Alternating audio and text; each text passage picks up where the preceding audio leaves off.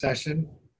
I'm Sal Mungia. I'm the chair of the Access to Justice Board, but I will tell you this, next month you'll have a new chair, Francis Adewale, and I'm so excited about Francis being chair. He brings so much energy and passion to this role that we're going to have a fabulous 2 years under his leadership. So he'll be your chair next meeting.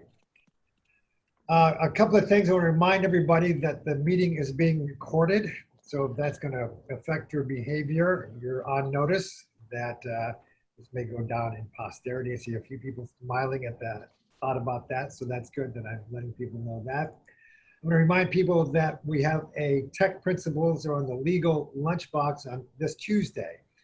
So the tech principles have been updated. It's an easy way for you to become familiar with the updated tech principles by tuning into the Wsba Lunchbox series on Tuesday, and I believe that is at noon.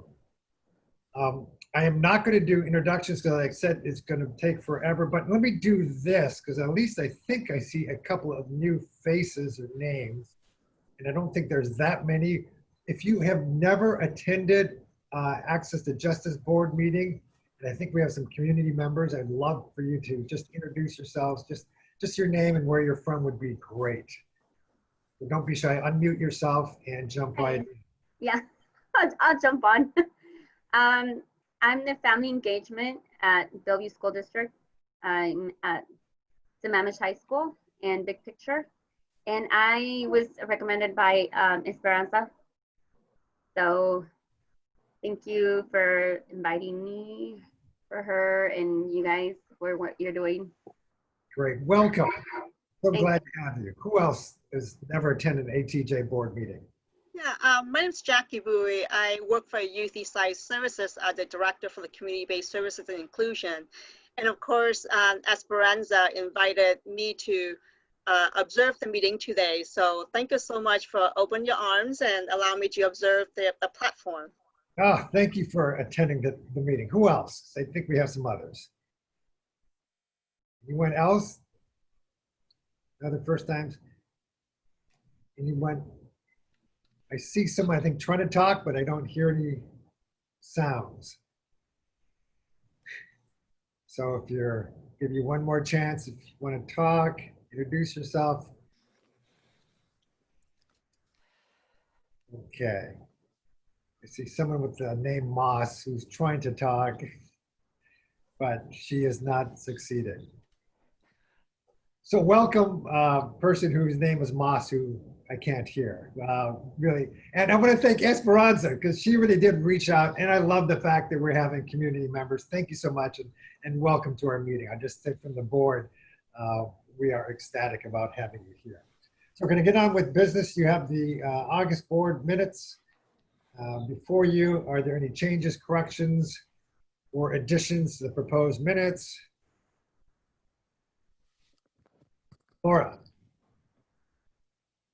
I think that Cesar had suggested a change that I recommend we adopt with regard to the amount of money that was allocated. Okay, so what is that change? Cesar, do you want to? I think that was in the May minutes. That was in the prior minutes, that's correct. Yeah, and I don't know if Okay. there's anything on this one. Okay, thanks for the clarification, Cesar. Thank you, Judge. I just have a question for clarification on the minutes. In the first page for civil criminal task force update, and I read it and I kept trying to figure out what this word was. I have no idea what that word is. In the first line, Jen Wardell reported on the blank report. De-siloing. De-siloing.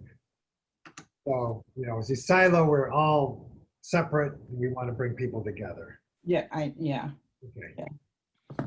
Any other comments about the proposed minutes? Yes. Caitlin. The sentence about the legal foundation of Washington update or the paragraph is incomplete. What page are you on? This is the second page, or the third page of the August 14th meeting minutes. Okay, and what paragraph, I'm sorry? Legal foundation? So the first paragraph, well, I guess it's 4 of 51 on your agenda, and it's the first paragraph on the third page of the minutes. Oh, the second sentence is not a sentence. Noted challenges in front of us with the, Where do we begin? No. Val, I can look at the old notes and try to correct that, and maybe we can approve these minutes at the next meeting so that we can see that Do that. whole section. postpone the adoption of these minutes until next meeting. Thank you for pointing that out. Well, it's like the most excitement we've ever had on minutes. It's like, it is going to foretell how the rest of the meeting is going to go. All right, we'll delay the approval of the August meetings until the next meeting. Next on the agenda, we have Barbara Engstrom from the King County Law Library. Barbara, do I see you? Barbara Engstrom. Sal, she put in the chat box that she is Moss. Oh, you are Moss. Oh, Can you hear me? Oh, Can you good. guys hear me now? Yes. Okay, thank you. Sorry, I put headphones in and then it stopped, my microphone stopped working, so I don't know what's going on. So I'm not Moss. I have a 12-year-old son who has changed every setting on my computer and I can't change it back. So my name is Barbara Engstrom and I'm the Executive Director of the King County Law Library. And I just wanted to give you a quick update on what the Law Library is doing that may be of interest to you all. All public libraries in Washington are closed to the public until phase 3. So we are not physically open, but we are trying to do everything we can to still provide as much service as possible to people. So we are still open for reference from 8 to 4:30 Monday through Friday. We are able to be contacted by email, by phone, and then we also set up a Zoom style reference, which I think may be of interest to you and your affinity groups, because one of the great things about the Zoom reference is if someone contacts us and we want to show them a form or show them something on Washington Law Help, we can actually share our screen and walk people through databases or forms or, you know, strategies for doing research and things like that. So it's been really effective and almost better than, you know, doing it face to face, because you're right there connecting with the person, and then at the end of it you can give them the link to whatever you were showing them. So instead of, you know, when we were at the reference desk, we'd have to write things down or they would have to write things down, but now we can just, you know, shoot them the link. So it's been fantastic actually having that that new level of communication with our patrons. And then another thing that we are doing is we've really upped our ability to access forms. So we have an outreach services attorney that is on our staff, and he has been creating self-help form packets. We have form packets for probate. So we have probate for people who are starting probate with a will or starting probate without a will. And we also have a civil, it's essentially like starting a civil lawsuit for pro ses. And we really, we try to keep everything very bite-sized. So we're doing a whole kind of civil lawsuit series, but we started with commencing the lawsuit, and then the next form packet that we'll put out is answering a civil lawsuit, and then we'll do the following one would be on kind of the motions practice of a lawsuit, and those are all based on very common questions we would get at the reference desk at in Seattle. So we'll do that for Superior Court, and then we will do a companion packet for District Court. If people want those right now, we are just kind of printing them out and mailing them, but we're working on setting up an e-commerce site where we could actually send them to people in a way that we can protect our work product and intellectual property. So that's very exciting for us. So we've got those packets going. When we create packets, we create them specifically for King County. But my philosophy is that when we create something, I really want to share it as widely as possible. So I work really closely with the county law librarians from around the state. And so I always, particularly with Pierce County and Clark County, I always share the forms with them, and then they try and adjust them for their jurisdictions. So, you know, those would be available in other jurisdictions as well. And then, you know, a lot of the other county law libraries don't really have the staffing to make those sorts of adjustments. So, you know, we'll work together and see what capacity people have, and we may be able to help them with that as well. Another interesting project that we've been working on is, and I don't know if I can if I could share my screen or not, but we have been working really hard to allow remote access to databases. So right now we've got Hein Online, which is more, I don't know if a lot of you know or use that database, but it's usually used in academic law libraries. It's basically got the full run of every law review. It's got a lot of legal historical materials. But the two databases that we have access to right now that I think would be of interest to this group, and these right now we have access for King County. We have the National Consumer Law Center books. I don't know if any of you, I see Murph shaking a head here, but those are fantastic treatises. And if I could share my screen, I would. But they cover topics like consumer credit issues, bankruptcy, landlord-tenant issues. What else? Basically any consumer topic that you could think of, they cover those areas, and they really are kind of the gold standard in that kind of consumer-oriented the treatises. So I'm really excited that we're able to offer those remotely. And then the other database, and this one I'm working to try and get statewide access for, but they're the NOLO Press books. And I don't know, they're very common in public libraries. They're basically do-it-yourself legal help books, so a lot of legal self-help areas. And they really cover every topic. So, you know, from patenting or starting a small business, or resolving a divorce amicably, or, just literally tenants' rights, at pretty much any legal topic. And they're really written for pro ses. And they walk through and they give a very good overview of these legal topics. And, the nice thing about them is that a lot of public libraries have them in print. We have them in print, but it's just been so hard since we've been closed to be able to offer those types of pro se materials to the public. And so what I'm trying to do is get some grant funding so that we can offer that database statewide.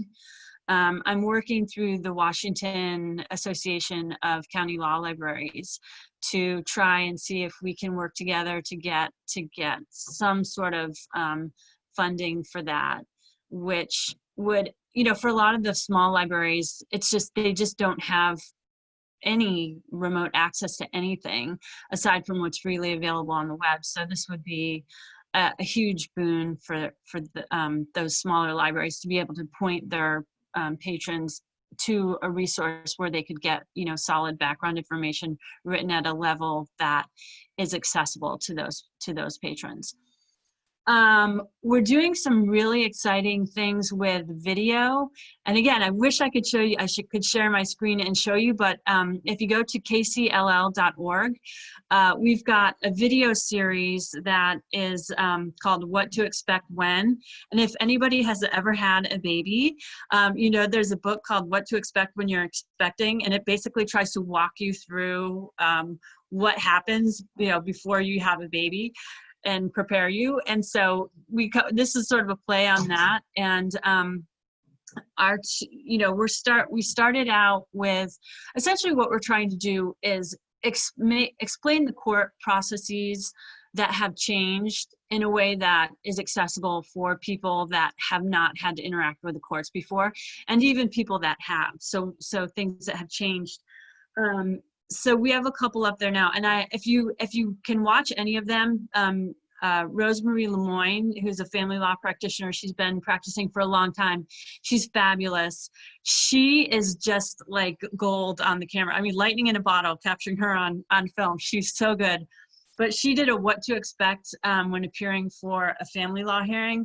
That is just fabulous. So that's sort of what we're trying to do, is make these really accessible videos so that when people have a hearing, they know what to expect, they can be comfortable, and they can prepare themselves to be more successful when they're doing these types of interactions with the court. So, Barbara, I'm going to cut you off there only because we've allotted 10 minutes, but I do want to. Oh, okay, yeah, that's great. Well, thank you for giving me my 10 minutes, and I encourage everybody to look at the KCLL website. I have another meeting now, so I'm going to log off, but thank you for having me. Barbara, thank you so much. That was really informative and really a lot of great resources. Amazing. Great, and I encourage anyone to contact me personally if you want any more information on any of this stuff. We're doing more too, so yeah, I'll go now. Okay, thank you so much. Thanks. Good luck with the microphone from here on out. Yeah, thank you. We're going to hear from Murph next, I believe with Cesar as well, on the DSCo matrix recommendations and mapping projects. And Murph, I know I don't have to remind you since I reminded you yesterday, but you and Cesar will have 15 minutes to give a report. We'll be done by 32. Cesar is going to start and give the history of the project, and then I'm going to jump in and give the update on the project and the mapping. Cesar, you want to start? Thanks, Murph. Thanks, Sal. Very quickly, the matrix is, for many of us, is something we've looked at a lot and think about a lot. And so we thought it'd be important to make sure the board as a whole is aware of and has a basic framework within which to situate the matrix recommendations and discussion to follow. The first matrix that I am aware of was developed in 2006 in connection with the state planning effort that took place at that time, and which created the regions. When we talk about regions in the state plan and so on, they stem from the 2006 planning effort. And it was an attempt to quantify and show, particularly focused on rural areas, the lack of legal aid and legal assistance and even legal resources available in each of the regions of the state. And so to do that, obviously legal aid offices were counted, private lawyers were counted, and in fact, from the pool of available private lawyers who might help in pro bono efforts, the matrix had to eliminate judges, judicial officers and others, again, to try to get at a real measure of the lack of resources in rural communities. And that effort, as part of the state plan, contributed to an increase in state funding in the 2000 session, which allowed for the opening of offices in very remote rural areas, including some that had not been open since 1981 or so. In the years following that 2006-2007 effort, of course, we had the recession and then a prolonged period of little to no significant increases or funding and so on. And so the next sort of key event is the Civil Legal Needs Study in 2015, which really dramatized the depth of and the extent of the legal aid, or the justice gap, as we called it, as we have called it. And building on that, OCLA determined to that in order to address this justice gap, we had to go big in terms of asking for resources, and effectively OCLA proposed a civil justice reinvestment plan to double civil legal aid funding over 2 or 3 biennia. And to do that, the matrix was reinvigorated and refurbished. And with the matrix, if you look at it, it's a huge Excel spreadsheet, which goes county by county, and the counties are segregated in their respective regions. And for each county, the matrix lists and lays out the poverty population at 100%, 125% of poverty, 175% of poverty. It lists ages of people in poverty. It lists race, and combines it with also an assessment and a listing of available legal aid resources.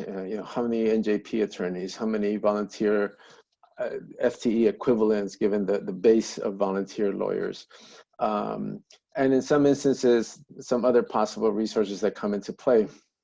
And so OCLA used the matrix as a vehicle to develop its proposal to the legislature as it sought to, initially, I think the first ask was for 40 new lawyers. And how would we deploy these lawyers? And so we go to the matrix to tell us how to do that. And we see that in the matrix, this particular county has is further from this goal of 1 to 10,000 ratio of legal aid lawyers to people in poverty. And so using the matrix, the OCLA was able to present how deployment would take place and so on. The question of what was counted, it was very much focused on state-supported civil legal aid services. This was a request to the legislature for additional state support. By the time in 2018, and we're getting ready for the 2019 session, we obviously had some issues that arose. There had been additional resources made available, which were VOCA resources, which were now being counted in the matrix because they were doing state eligible work, but they weren't really state funded. And then what happened was that at one point, OCLA determined to exclude teen child from the matrix. The rationale in terms of the availability of the services and so on. But it also determined to include some attorneys in programs, alliance programs, that were not fully funded by the state, but they were being fully counted. And so those sequence of events or actions raised a lot of questions and concerns, because these were going to be driving what the request is to the legislature and how resources were going to be deployed and who was being counted and who was included and who was eligible potentially for funding. So that in response to those moves or those actions, the matrix group sort of came together, the discussion around the matrix and evaluating the matrix and looking at, well, so what is this, given the import and the effect on all, the whole alliance, it was important to review the matrix. And so the discussions around the matrix leading to the report that you have in your materials was an effort to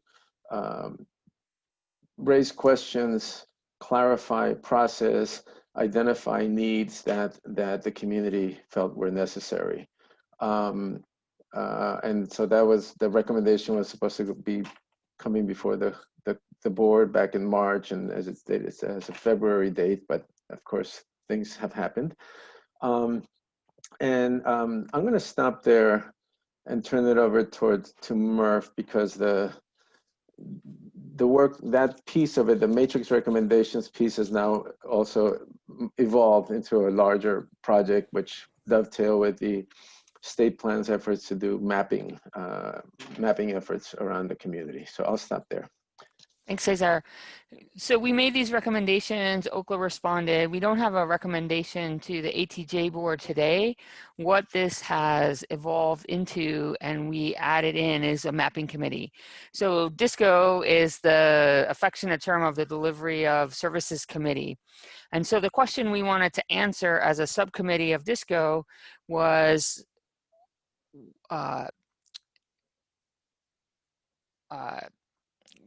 how can we understand the structure of all of the legal aid programs that we have in Washington State?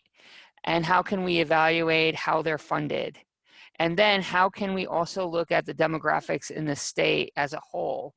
And so we want to have a tool that has all of these available as a map that folks in every county across the state can look at, that the ATJ board could look at, the Supreme Court, funders, and really see what we have, what the services are. And so Will and I and Cesar and I are the co-chairs, and Will is supporting it as staffing it from EJC and LFW.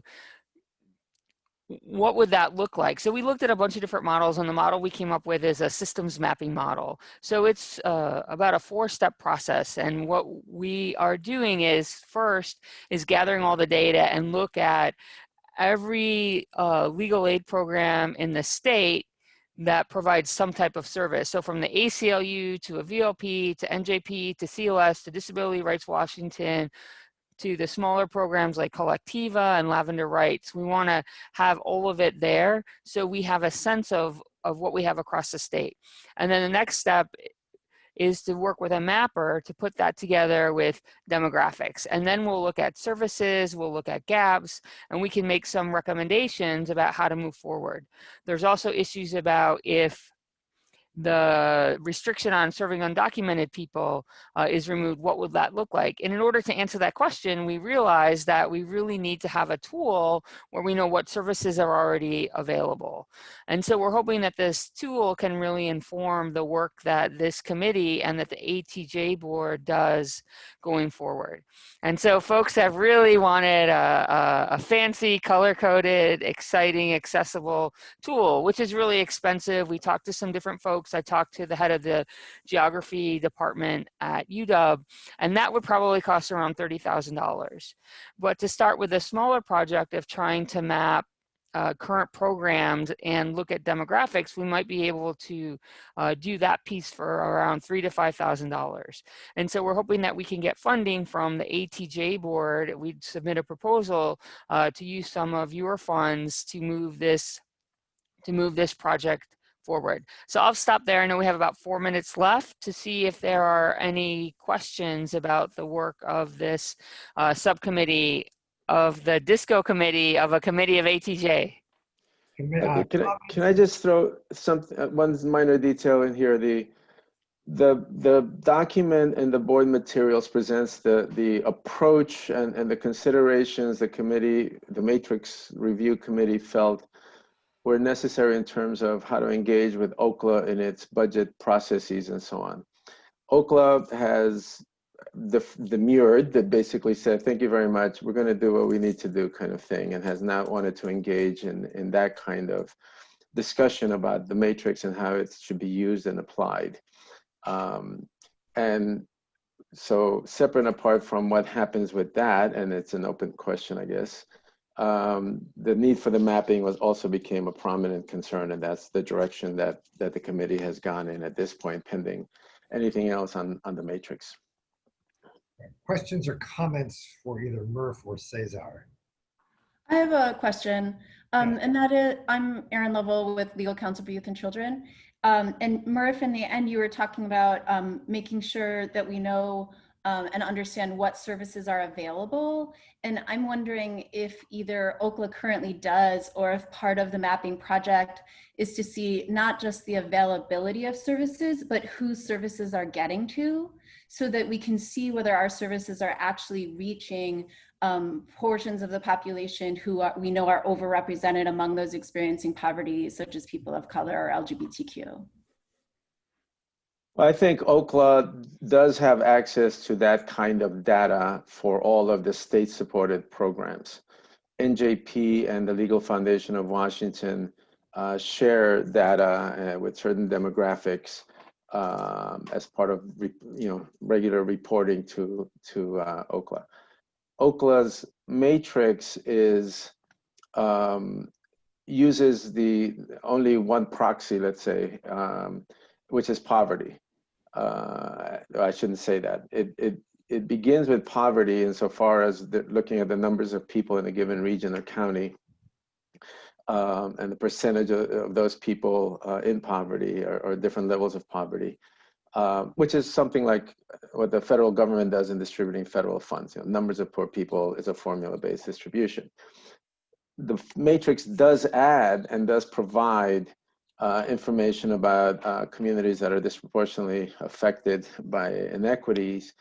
But OCLA has consistently approached the matrix from the perspective of a mechanism to secure more funds, which are provided through its funding structure without trying to dictate who gets served or what services are provided.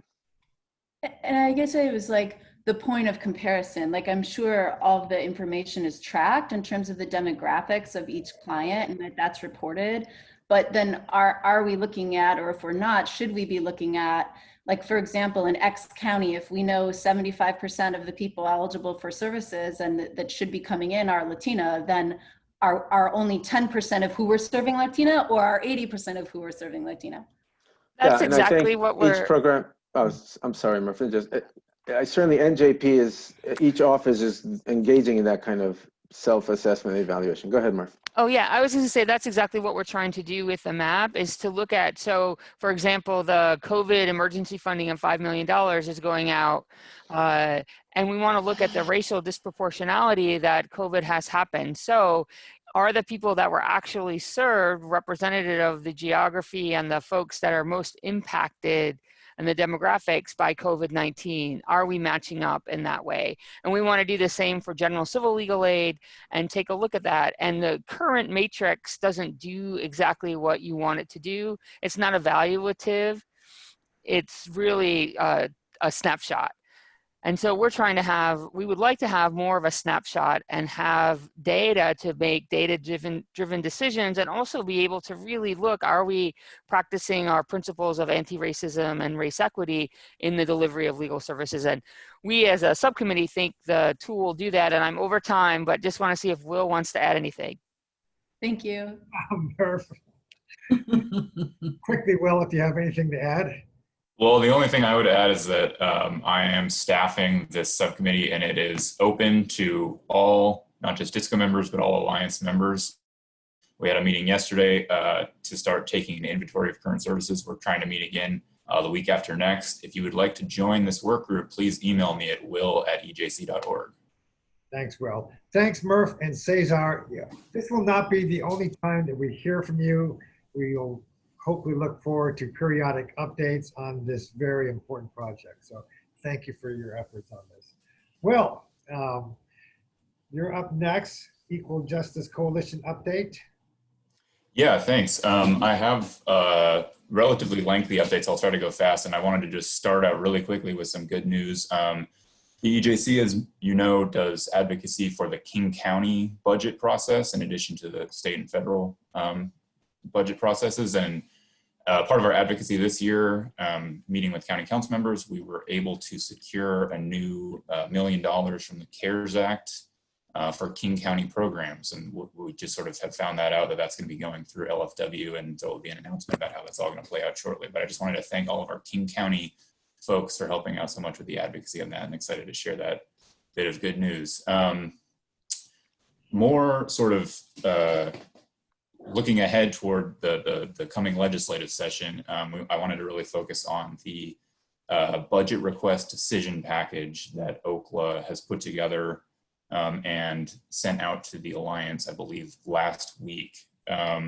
This is an amended budget request, as you may have followed. I know Jim has been providing regular updates throughout COVID to the board, but we had gone through a lengthy process before COVID about what the request for an increase in the coming legislative session should be.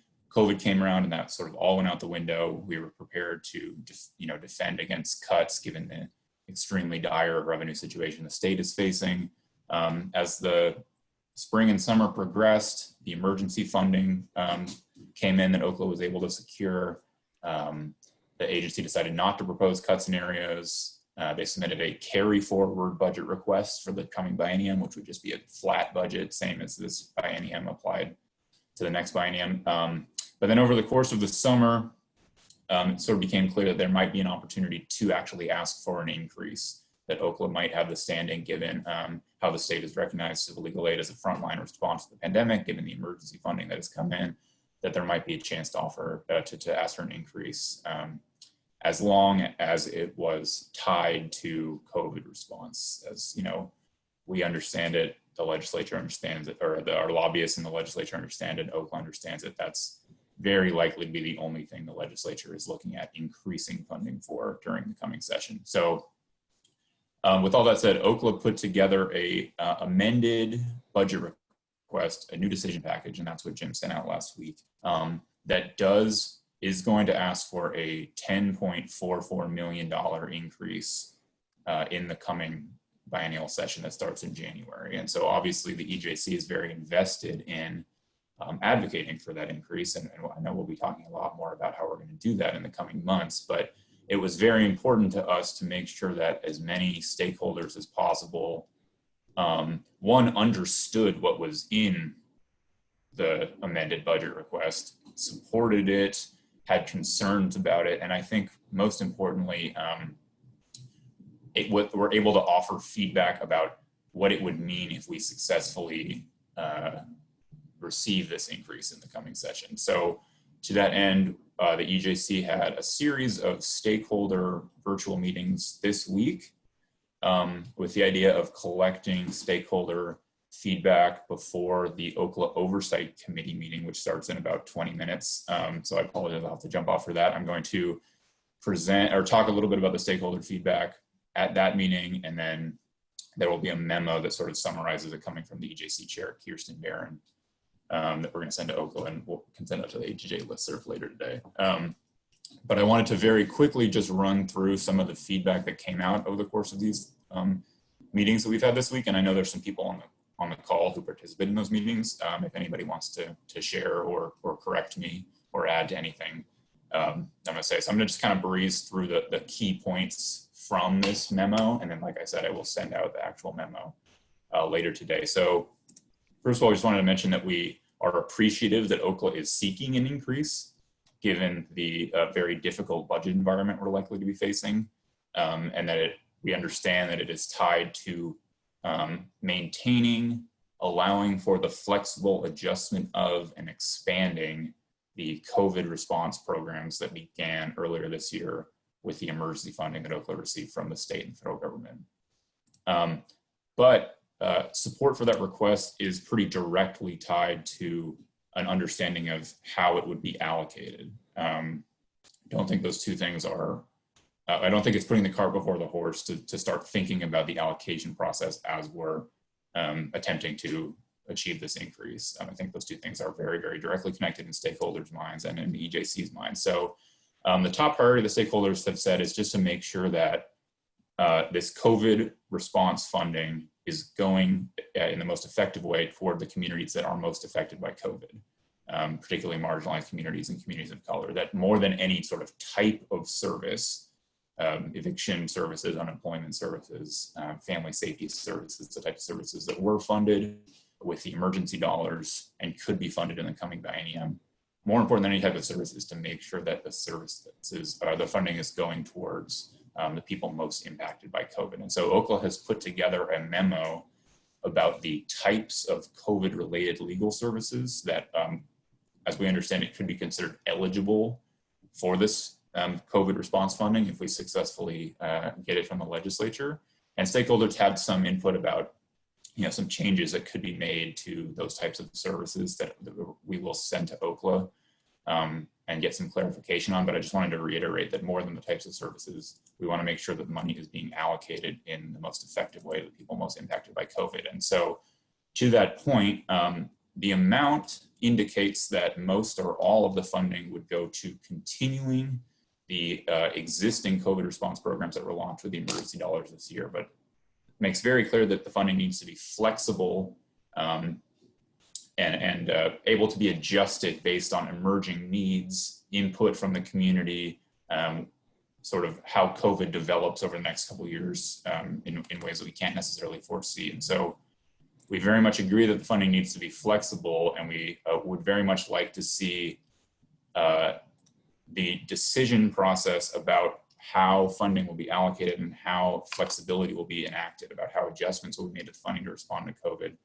informed by significant community input from Alliance programs. And we wanted to make very clear the difference between emergency funding and the biennial funding that will play out over the next 2 years. That decisions were made very quickly earlier this year about how OCLA would allocate the emergency funding. And we understand that that money had to be spent quickly and programs needed to be sort of stood up. But because this new request impacts the funding that will go towards programs over the next 2 years, the decision process that was used to apply the emergency funding, we do not believe should be used to allocate any new funding that comes in. Rather, that should be an open public process that Alliance stakeholders understand and feel like they have input in, and that the Alliance stakeholders are the ones providing updates on emerging client needs and priorities that could be used to make decisions about how to allocate or pivot some of the funding.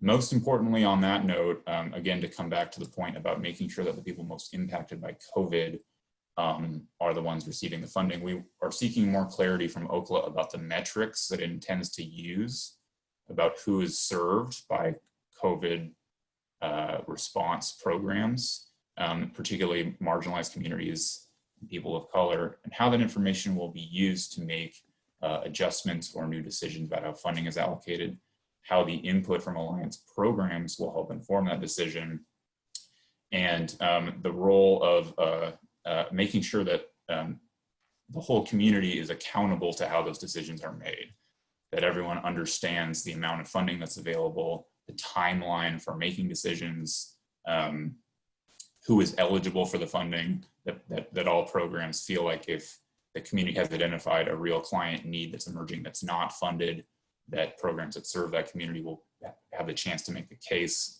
for funding, essentially creating a more public and open process around the allocation of this funding. And one idea that we have, and again, we'd like to get more clarification from OCLA on how they intend to solicit that feedback and make these decisions, is the role of the Delivery Systems Committee in having maybe dedicated time every month to talking about state-funded COVID response programs, where the funding is going, what the timelines are like, what potential new funding opportunities there are, and what needs are emerging that the community would like to prioritize, and have that feedback taken seriously, and have a real understanding of how that feedback impacts OCLA's funding decisions. So I know that was kind of a lot to run through quickly, but I'm conscious of time, so I will stop there and see if folks have any questions, again, with the comment that I've written all this down in a memo that I will share later today. All right. So probably have time for one quick question. If everybody has a quick question.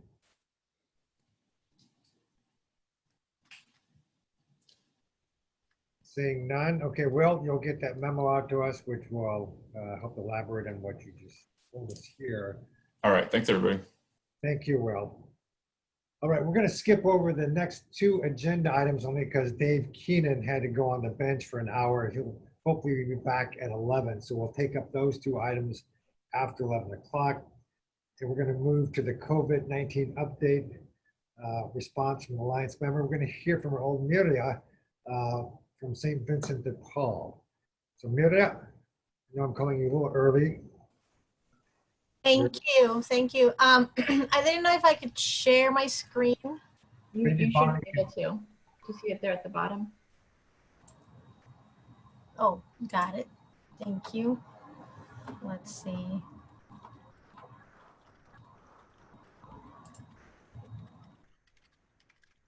Oh, George Keenan is ready to be admitted back in. Do you want to do that?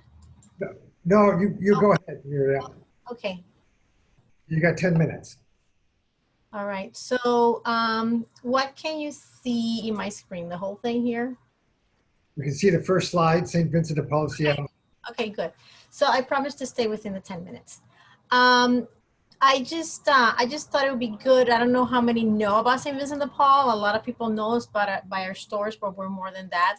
So I'm just gonna start with the mission, and it says here, we're compelled to action by the convictions of our founder. St. Vincent de Paul of Seattle, King County joins the community to listen, engage, and build relationships that assist and advocate for individuals and families to meet basic needs and achieve stability and self-sufficiency. It's a mouthful, but this morning I thought it would be good for you to know a little bit about our background. We were actually organized by a law student at the Sorbonne in 1833. And if you know anything about France in 1833, there was a lot going on. And he just felt that there was a need for some systemic change, actually. Fast forward to this year, 2020, we're actually celebrating 100 years. We started in Seattle in the middle of the last major pandemic. So we're reliving a few things here. Last year alone, we received 45,000 requests for assistance at our helpline.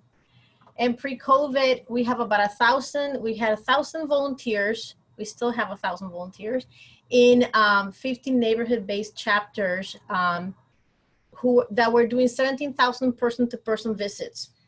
Now with COVID, we have moved that to some phone calls and things like that, but I'm gonna talk about that in a minute. And one of our major programs is eviction prevention, which saves taxpayers about $40,000 a year every time that we prevent an eviction.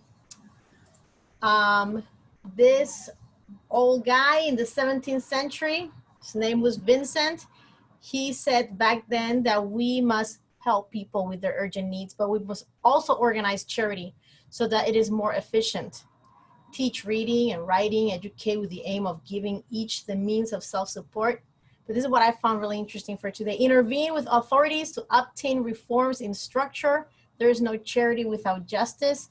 So there is some advocacy and systemic change in our blood. We're more than our stores. We have a food bank here in Seattle that serves about 300 people every day. We've seen the food insecurity being real in COVID. There's a lack of employment that's pushing people to desperation. Not just our stores. We have a food bank. We have 5 thrift stores that we use to provide services out of. And our most important asset here let me see the next slide, is our volunteer court. This picture shows an event that we had at Seattle University where we were fortunate to have CESAD and NJP and others bring information about civil legal aid. And these volunteers were so excited because they want to be in partnership with resources, especially resources that help keep people in their homes, but also legal resources and anything they can do to be in partnership to help those who are in greatest need. Our Centro Rendu is our Latino service program that started in 2013 to respond to the growing needs of the community. Now, this is what we're seeing during COVID.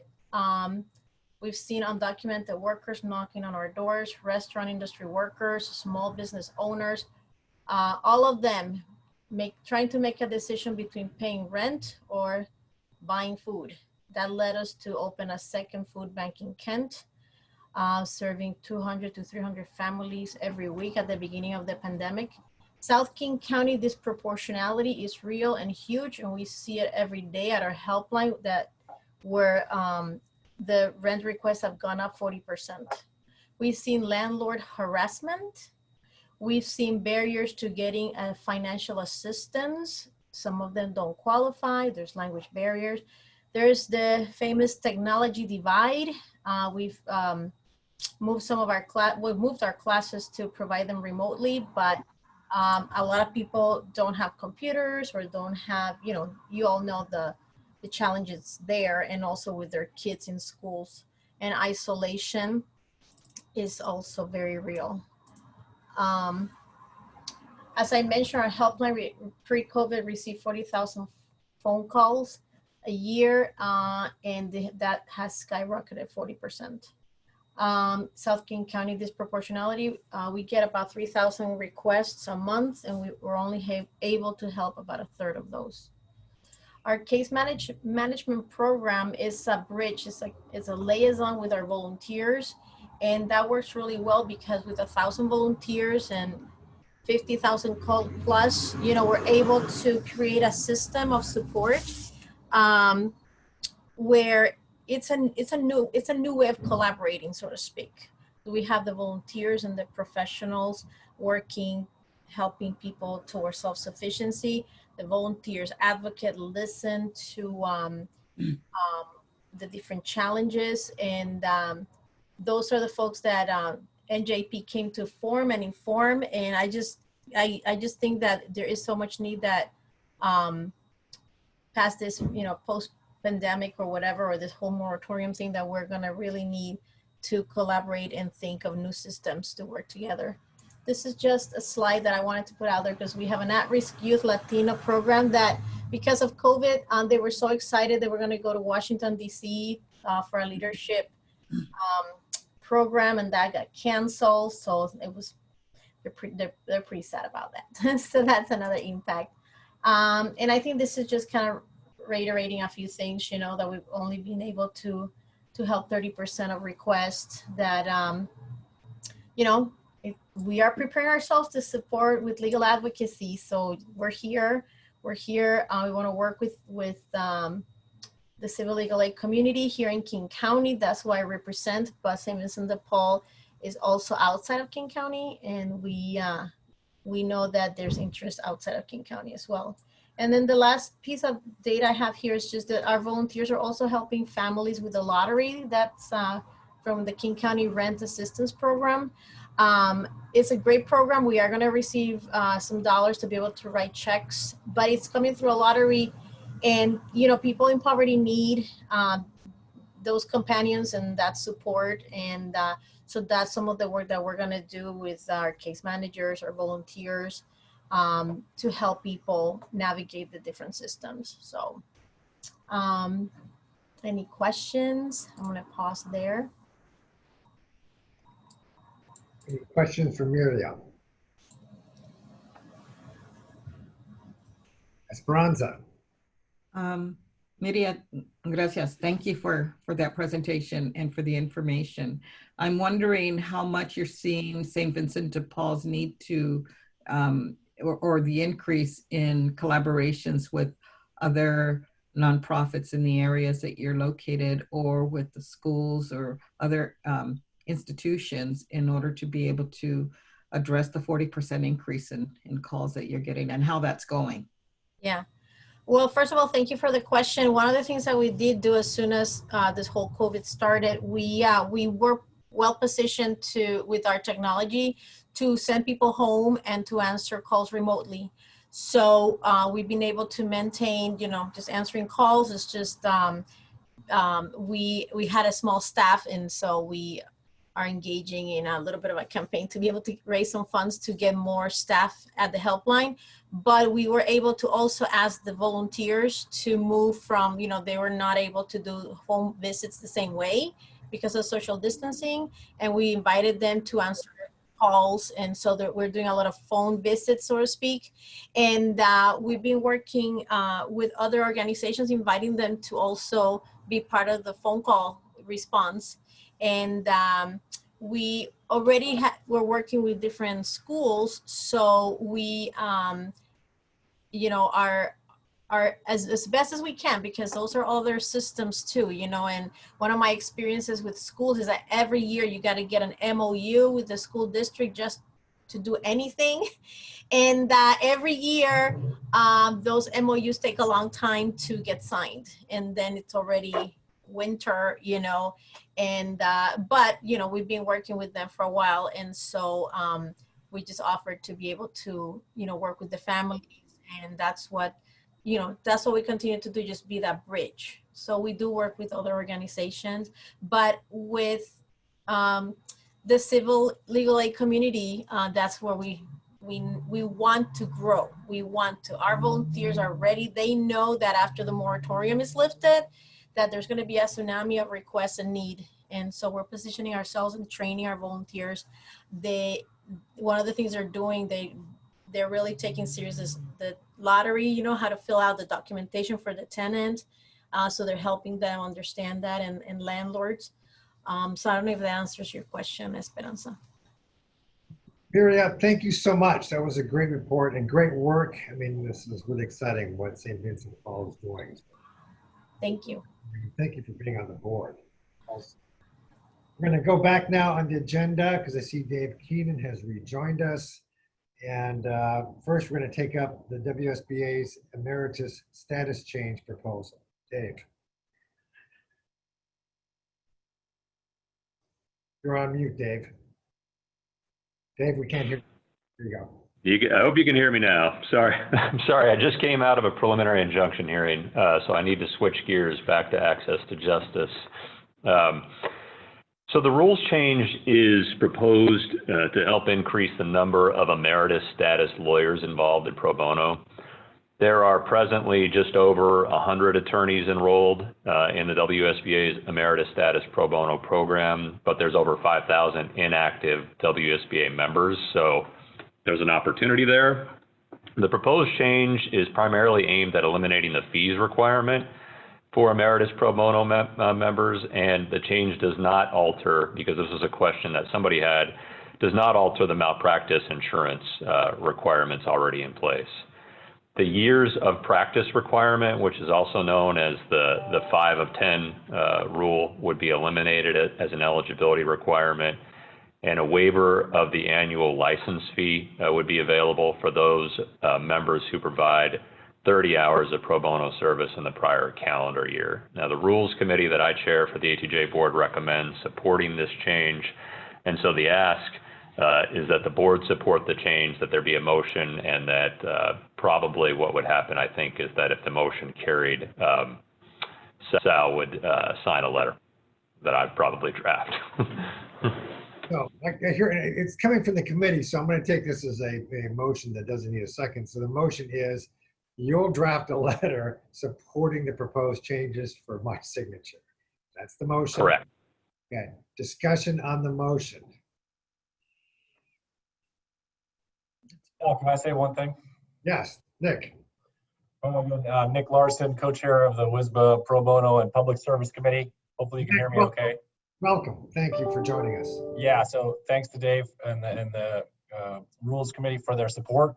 Just wanted to add one thing, Dave, and Sal, which is that we are asking the Supreme Court for expedited review of this. And so hopefully the letter would encourage that the Supreme Court take this up on expedited review given the current COVID circumstances and everything else.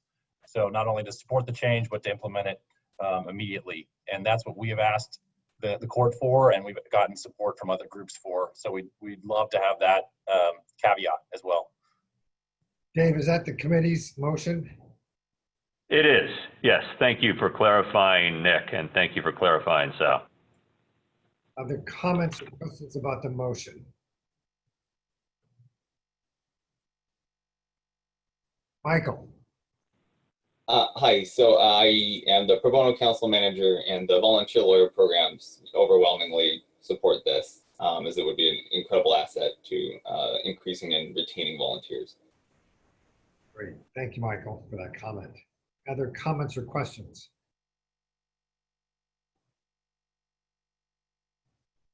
Seeing none, all those in favor of the motion, raise your hand.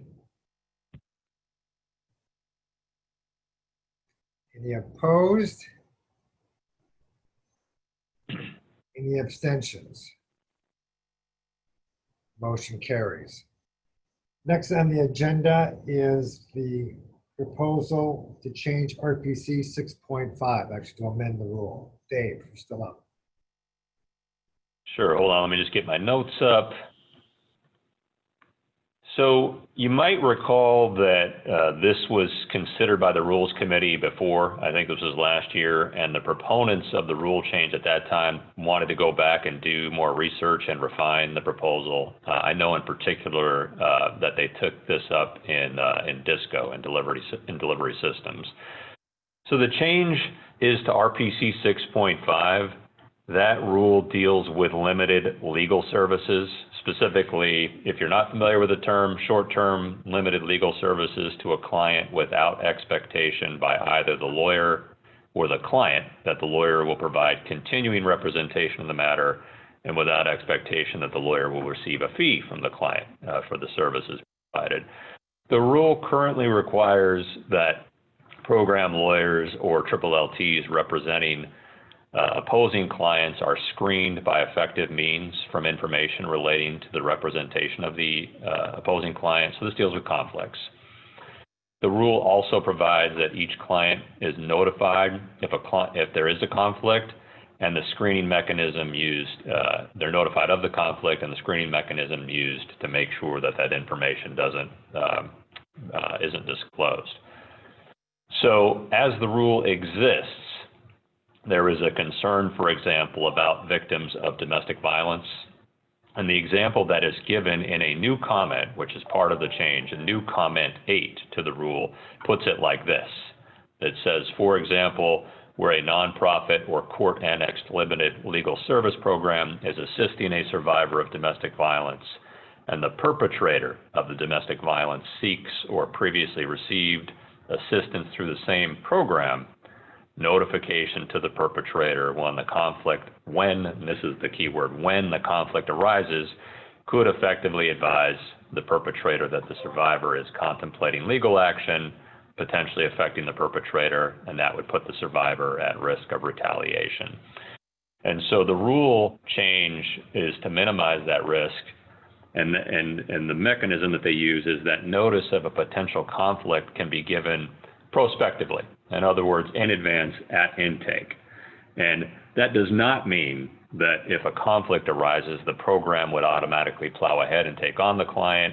It does not mean that if the program does take on the client, that the conflicting matters won't be screened. They'll still be screened. It just means that rather than being notified of the conflict when it arises, they're notified in advance at intake that a conflict could arise, and if it does, we'll screen to ensure that your information is not shared with the other client. So this is how they get at that concern articulated in the new comment. The Rules Committee, the ATJ Rules Committee has taken it up and unanimously recommends approval. So that is the motion then from the committee, that this board support the rules change, and I think like with the last proposal, if the motion carries, that I would write a letter for Sal's signature. Okay, so the motion is before this board because it comes from the committee. That motion have the ATJ board support the rule. They will draft the letter. I will sign it. Any comments or questions about the motion?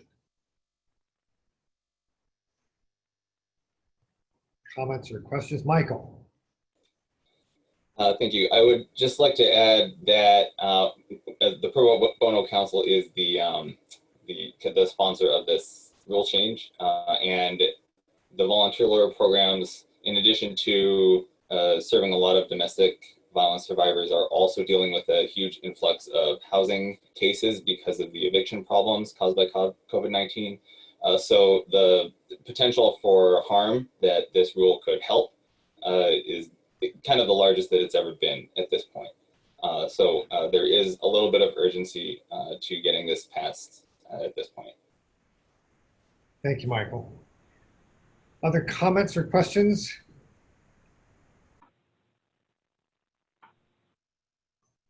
Seeing none. All those in favor, raise your hands. Any opposed, raise your hands. Any abstentions? Motion carries. Thank you, Dave, for presenting on both those items. Thank you. Liaison reports. We've got 10 minutes devoted to that. Liaisons, we have any reports? Laura.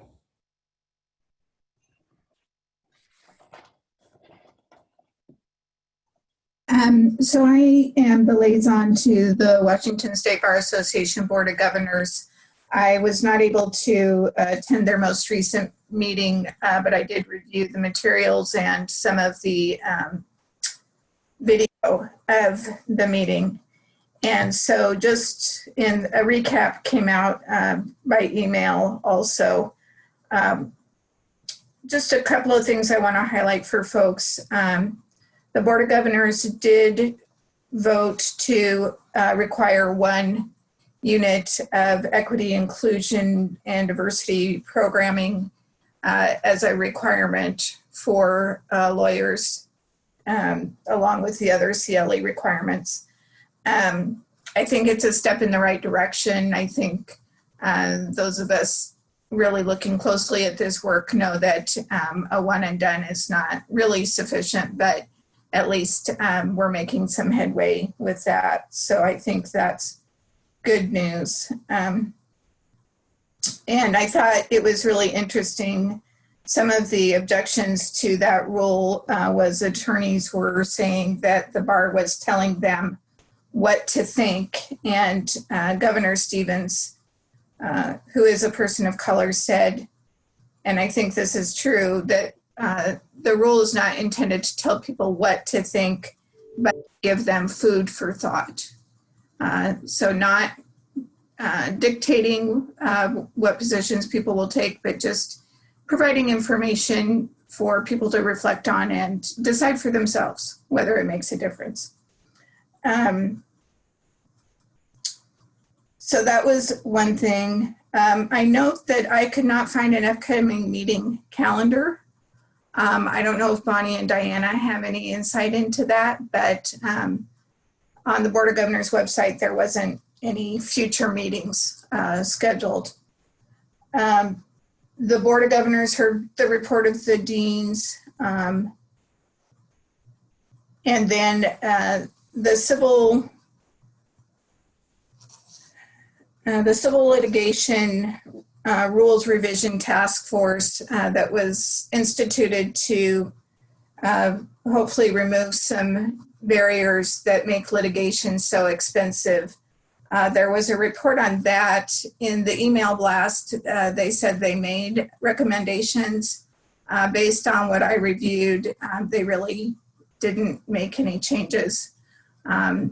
So I'll continue to monitor that, but just want to raise that for people's consideration that that task force, I think when it was instituted, there was a different makeup of the BOG, and that now the membership, and I think it's Dan Bridges who's heading up that task force right now.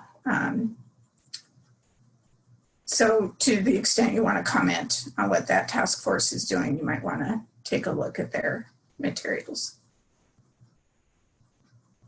Thanks, Laura. Sure. Other liaison reports. Esperanza. Yes. I attended the Board of Judicial Administration meeting last week.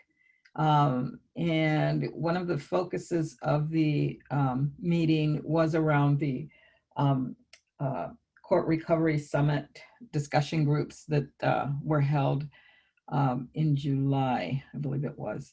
And excuse me, I mean in August, excuse me. And a long discussion followed afterwards. So there was a summary of how those discussions went. They had a keynote speaker, there were breakout rooms. And then following that, there was more discussion around the whole issue of race equity. And it was a lively discussion in regards to the need for the courts to consider having more of a community voice as they're trying to figure out what are the problems and what are the solutions to the problems at the different levels in our court system, and how do the courts include the voice of those most impacted in our court system. They will be working with the Minority and Justice Commission, who will be leading that effort with them. So we're in a hopeful place, but a big learning curve. I'm not quite sure how else to put it. And so that it's definitely a topic that is front and center with the BGA. And Diana, I don't know if you, oh no, wait, you weren't at that meeting. We were, never mind. So the other, I am also the liaison for the Minority and Justice Commission. And unfortunately, both meetings happened on the same day at the same time. And I think that this might have been only the second time that has happened since I've been liaison to both. So it was very difficult to really kind of participate in the other discussion and actually spend very much time. So I apologize, I don't have much of a report on that, but I'm working on resolving that issue. And so Terry, I'll be talking to you soon. So that we can make sure and cover both adequately. And that's all I have to report for now. Thank you, Esperanza. Francis, and then I'll call Terry, then Laura, I see your hand back up. I'll get you in a second. Francis. Interpreters Commission, I'm the liaison to the Interpreters Commission. They are meeting right now. They are meeting at the same time as ATJ Board meeting, which unfortunately does not allow me to be part of the meeting. I've been checking in and on them in and out as we are doing this meeting.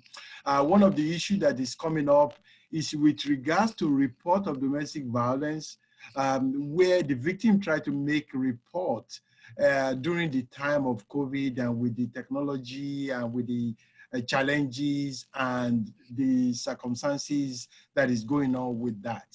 I believe the commission is trying to look at providing some guidelines to court administrators with regards to how to continue to provide services to people, to our communities, even while we continue to observe the 6 feet and the social distancing requirement of COVID. It's a big challenge for interpreter services providers and the community in general. So the commission is looking at providing some guidelines. They are working on the guidelines. I think some of the guidelines are going to be decided today at the meeting. We're also looking at possibly having the ATJ board look at some, based on what we get back, provide some input with regards to one specific instances or another. But I will bring that up at the next meeting if there is a need for some policy guidance from ATJ board. Thank you. Thank you, Francis. Terry. So I am the liaison to the Superior Court COOG, Court User Work Group, and to the BJA's Court Recovery Task Force. I am the chair of the Family Law Subcommittee. The Family Law Subcommittee is meeting next Wednesday with the Tech Subcommittee to talk about some of these overlapping areas, but a number of folks have already presented on the technology issues, the digital divide, the fact that there's a digital divide among litigants, but there's also a digital divide, frankly, among courthouses. I'm going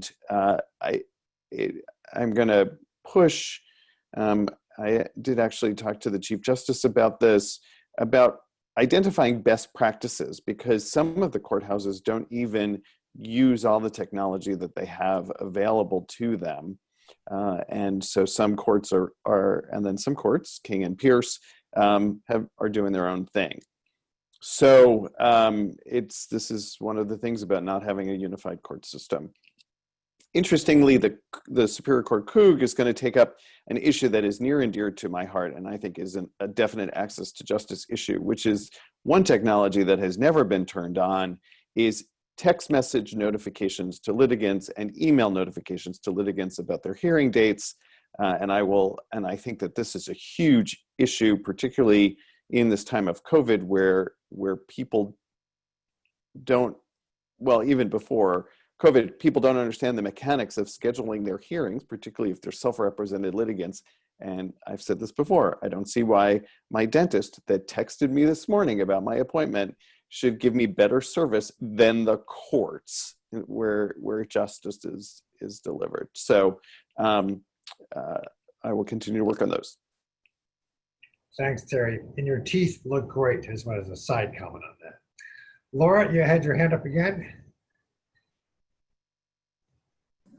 I did. So this is kind of anecdotal, but it relates to what Wsba said and what Terry has said.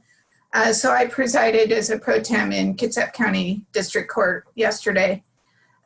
What was interesting to me is the court is using kind of a hybrid Zoom personal appearance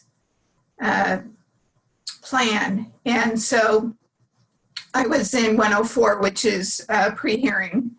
And most of the cases on the docket related to traffic and assault, domestic violence. I've been in that courtroom probably 5 or 6 times over the past year. And every other time, at least half of the defendants did not appear. Yesterday, I only issued 2 warrants for failure to appear. Full went from 9 to 10:20, went from 10:30 to nearly 11:30. So what's interesting to me about that, and Judge Forbes, who's on Superior Court in Kitsap County, had mentioned as well, we're seeing higher levels of participation through the use of Zoom. And I do like that Kitsap County is also allowing the option of personal appearance. They've got, of course, it's district courts, so they've got chairs set up. They don't have the pews that a lot of superior courts have. But they have the chairs distanced. In the clerk's office, they've limited the clerk's office to 1 window where they can have the plexiglass up between the clerk and the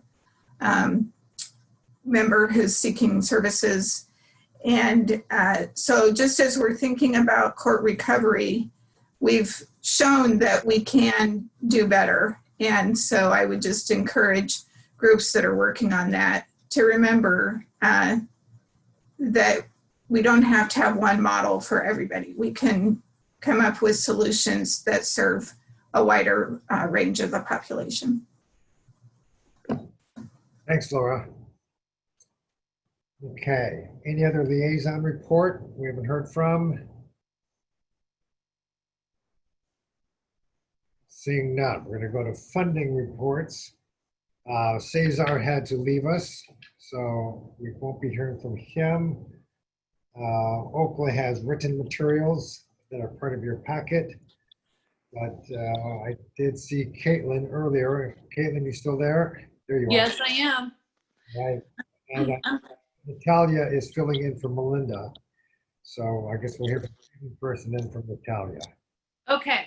And I'm sorry, I just turned my video off because I've been having a little connectivity problem when I'm both talking and on the camera. So apologies, but it's been a pleasure to see all your faces this morning and doing the important work of the ATJ Board.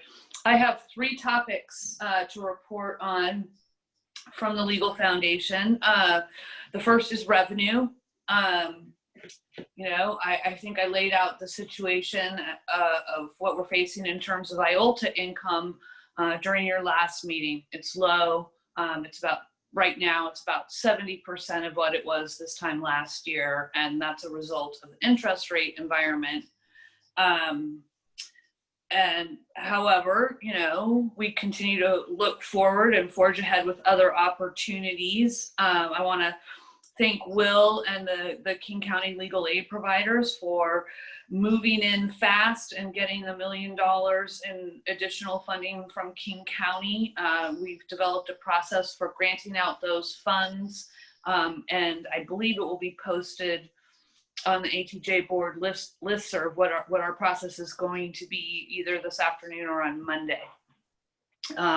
And, you know, in that vein of trying to find new revenue sources, we've also submitted a proposal to Wsba, which would change a rule and direct unidentified property in lawyers' trust accounts to the Legal Foundation as opposed to the state treasurer.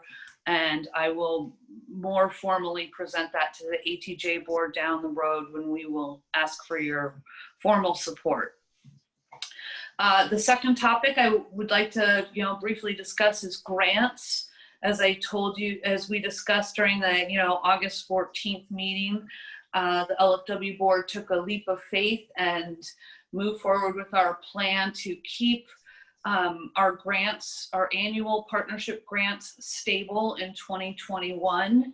It was a leap of faith because we don't actually have the money in the bank right now. We're running at a deficit, but we're counting. We're just moving forward with our plan to provide as a stable base of support as possible for our alliance, legal aid providers and their clients.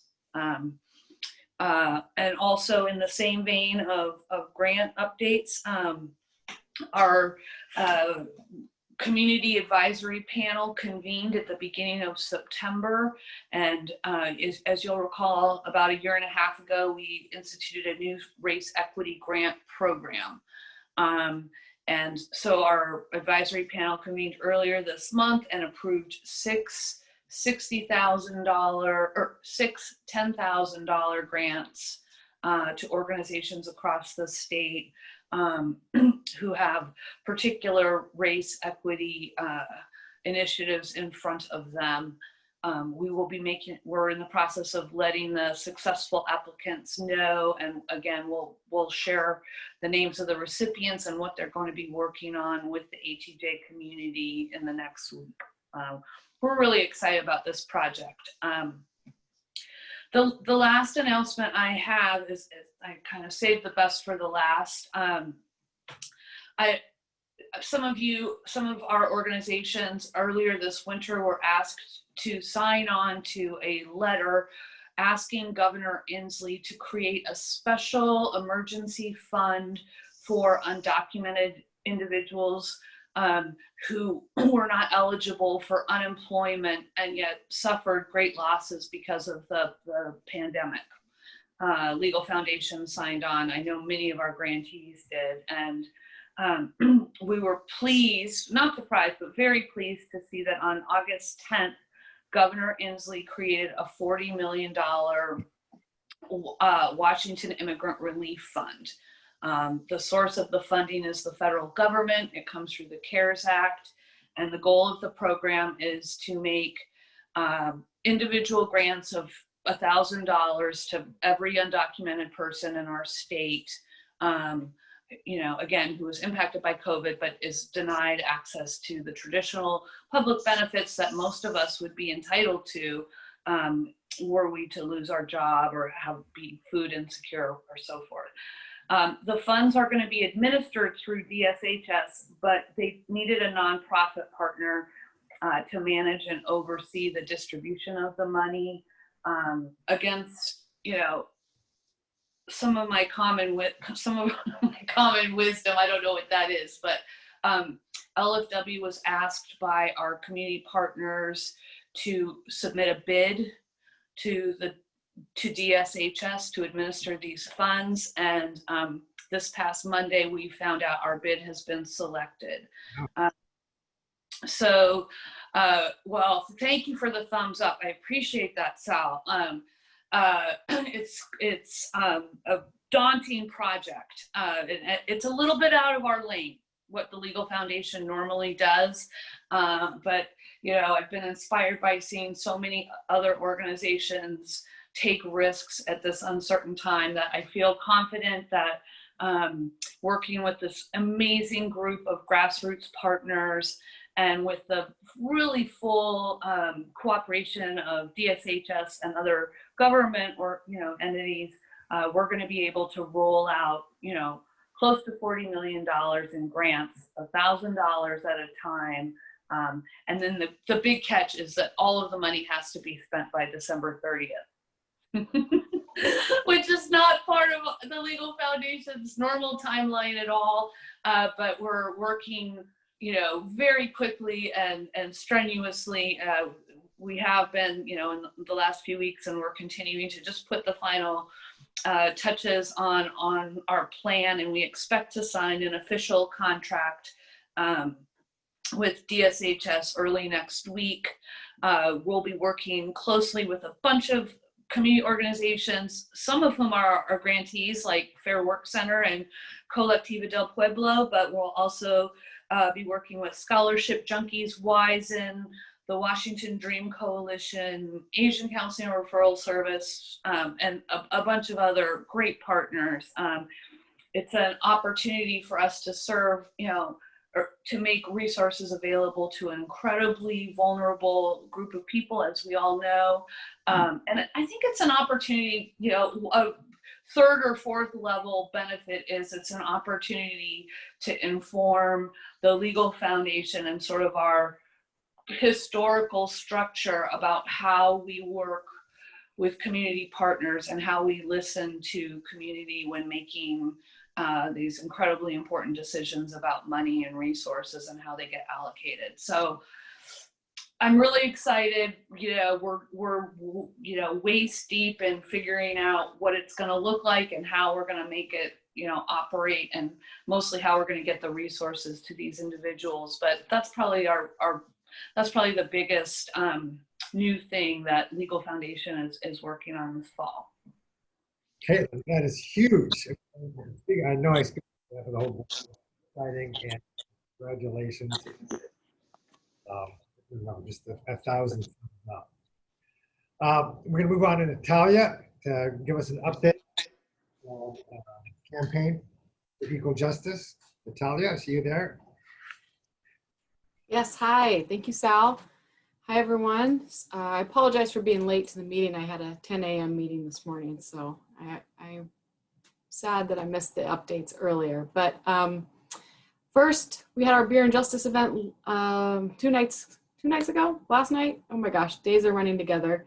It was awesome. We raised $27,000. Our goal was 20, so that was huge. Sal, thank you for making a great pitch. Murph, thank you for your amazing and inspiring remarks, always. Paula Boggs gave an incredible, beautiful performance, her and her ukulele. It sounded gorgeous. I just popped a recording link into the chat box for you all, so you can see that if you haven't yet. TVW recorded our event live. They streamed it live on their website. So that's a first and a big win for us, and they are planning to also stream the Goldmark event this year. So please save the date for the Goldmark. That will be February 5th. It'll be our first virtual luncheon. It'll be the same time, noon. And let's see, a couple other announcements for you all. Well, since I'm on the topic of Goldmark, we have Doug Baldwin confirmed as our keynote speaker. And very exciting news, the LFW board met yesterday and have unanimously approved the nomination for the Goldmark Award for Lem Howell. Lembird Howell will receive the Goldmark this year, in 2021. So very well deserved, and the timing's right as well. So that's huge news. We're very excited about it. It's going to be a good Goldmark, we hope, as well as we transition to virtual. So more coming on that, and we'll get invitations out to our list in the coming weeks, so you'll see all of that coming. Quick update on our endowment. It sits at $19 million in the corpus. The Reach 20 initiative is planning to wrap up by November 1st. The endowment board is fast and furious, asking for donations and soliciting big gifts to reach the $20 million mark in cash and pledges by November 1. So all of our best energy to the endowment, and we're cheering for you, and we hope that that happens by November 1. So that's exciting. The endowment's also offering a race equity education series. It's a 6-part series, co-chaired by Ron Knox, one of the endowment board members. If you are interested in this series and participating, please reach out to me or Melinda. Melinda Mann is coordinating this, so she can get you more details on the race equity series. Then other things for the campaign. So far, we've raised 1.2 million, and we're still pushing towards our goal of 2 million for the year. Hoping that will happen. One important announcement that bodes well for our fundraising this year: the law firm campaign kicks off every year mid-September, and our goal is $600,000. And we've already raised $300,000 this year in 3 weeks in cash and pledges. That's never happened in my 5 years running this campaign. So what that says to us is that people are fired up. They understand the need is high for legal aid, and those who can give are giving. And multiple firms are actually increasing their gifts as well. So it's inspiring and wonderful to see that sort of action. Our associates campaign is back for a second year, kicking off in mid-October with 9 firms, adding Williams Kastner this year with a goal of $50,000. They are fired up, so I think we'll get there. Corporate Campaign for Equal Justice is a brand new initiative that we're launching a week from Monday. Microsoft, Amazon, and T-Mobile are all participating, and they are running a peer-to-peer campaign. So attorneys asking attorneys inside the legal departments of those 3 companies to give to the Campaign for Equal Justice. So that is an exciting venture, and we hope that that also raises $50,000 is our goal. And that's my update for the campaign and endowment. Thank you all. Natalia, thank you so much. Thanks for all the great work you're doing over there. And I will tell all board members you will be receiving an invitation to the Endowment's Race Equity Series, an individual invitation. So look forward to that. So our last item is other updates and announcements. Any updates and announcements? No, Lindy. So along the same lines as the funding update that Natalia and Caitlin just gave, our legal aid funders and communications group is meeting in just under 2 weeks on Thursday, October 8th. We'll be talking about planned giving. Actually, Alex Comstock is going to be facilitating. So hi, Alex. Thanks for joining us today. And we look forward to you chatting with us on October 8th. So it's from 12 to 1. If anyone wants the details, reach out to me, Natalia, or Bonnie, and we'd be happy to share them with you. Everyone is invited, and it's a great group, so I encourage you to join us. Great. Other announcements? Seeing none, we are adjourning today's meeting. Thank you, everyone, for your hard work. Enjoy the weekend. Thank you.